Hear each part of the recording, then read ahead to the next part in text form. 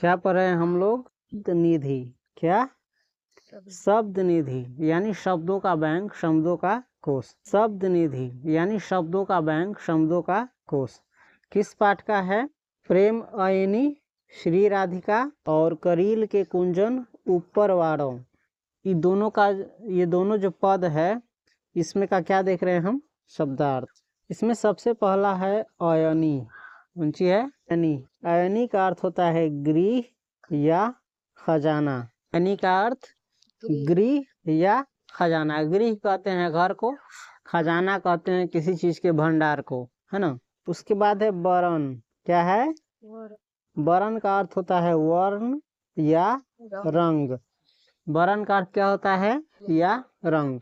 यहाँ पर मतलब है वरण से आदमी के कलर का। किसके? गोरा होता है, काला होता है, फिर श्याम होता है, सब कलर का आदमी होता है ना। तो यहाँ पर आदमी के कलर से इसका मतलब है। उसके बाद है दीर्घ। लेकिन यहाँ पर भगवान श्री कृष्ण को कहा गया है। श्री कृष्ण क्या है? श्याम रंग के है ना। का अर्थ होता है आँख का, मतलब समझाने की जरूरत नहीं है। उसके बाद है औचे। क्या है? औचे। औचे का अर्थ होता है खींचे। कहीं पर खींचा नहीं चला जाता है, कहीं पर गीते बजता रहता है, चाहे प्रोग्राम में होता रहता है, चाहे झगड़े होता रहता है, तो न मन करता है देखने का, चाहे है ना कोई फंक्शन। उसके बाद है सर। लेकिन यहाँ पर भगवान श्री कृष्ण के बारे में कहा गया भगवान श्री कृष्ण की ओर खींचे चले जाना। उसके बाद है सर का अर्थ होता है वाण। उसके बाद है मानिक। क्या है? मानिक। मानिक का अर्थ होता है माणिक्य। माणिक्य या मानिक क्या है? वो रत्न विशेष है, एक प्रकार का रत्न है। आभूषण जो होता है, गहना जो होता है, उसे कहा जाता है। उसके बाद है चीतय। क्या है? तय। चीतय का अर्थ होता है देख कर। चीतय का अर्थ देख कर। बाद है लकुटी। क्या है?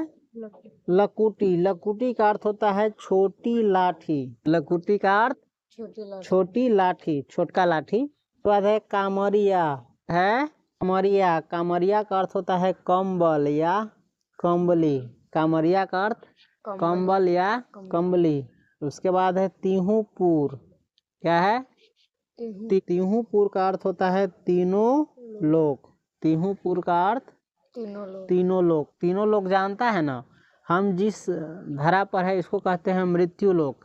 क्या कहते हैं इसको? मृत्यु लोक। यहाँ पर जो भी जन्म लेता है उसकी मृत्यु एक दिन होती है। उसके बाद होता है स्वर्गलोक। क्या होता है?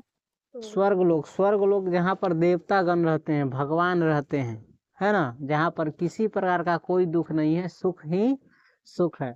तो एगो हो गया मृत्यु लोक यानी धरती, एगो हो गया स्वर्ग लोक, और एगो लोक होता है पाताल लोक। पाताल लोक धरती के सबसे अंदर गहराई में जाते रहोगे, सबसे अंतिमा चरण मिलेगा बिंदु, उसी को कहते हैं पाताल लोक। पाताल लोक में क्या रहता है? राक्षस सब रहता है। कौन चीज रहता है? राक्षस। तो समझ गया। उसके बाद है विसारों। क्या है? विसारों का अर्थ होता है विस्मृत कर दूं या भुला दूं। अभी कह रहा है भगवान श्री कृष्ण के लिए, हरि के लिए, कि तीनों लोग, मृत्यु लोक, पाताल लोक, स्वर्ग लोक, तीनों को क्या करूं? भुला दूं।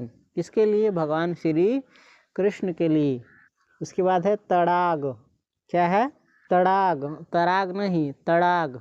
ईड़ और तन का अलग प्रकार से पढ़ा जाता है। तड़ाग का मतलब होता है तालाब। क्या होता है? तालाब का मतलब जानता है ना? पोखरी। कौन सी? पोखरी या पोखरा। उसके बाद है कोटिक। क्या है? कोटिक। कोटिक का अर्थ होता है करोड़ों। क्या होता है? करोड़ों। उसके बाद है कलधौत। क्या है? कलधौत। कलधौत का अर्थ होता है इंद्र। क्या? इंद्र। यहाँ पर इंद्र भगवान को कहा गया है जो वर्षा कराता है ना। उसके बाद है वारों। क्या है? वारों का अर्थ होता है न्योछावर कर दूं। क्या कर दूं? कर दूं यानी न्योछावर जानी छी ना, कही निछावर देव, मतलब ओकरा पर कुर्बान कर देना, त्याग देना। उसके बाद है कुंजन। क्या है? कुंजन का अर्थ होता है बगीचा, जहाँ पर फूल, गाछी, वृक्ष ये सब हो, उसे कहते हैं बगीचा, है ना। कौन प्रकार का होता है? ये कुंज का बहुवचन है। कुंजन क्या है? कुंज का बहुवचन है। तो इस प्रकार से प्रेम अयनी श्री राधिका और करील के कुंजन ऊपर वारों, है ना, इसके जो कठिन शब्द है इस पद में उसका अर्थ आप लोगों ने जाना। समझ गया? देखो तो एक बार,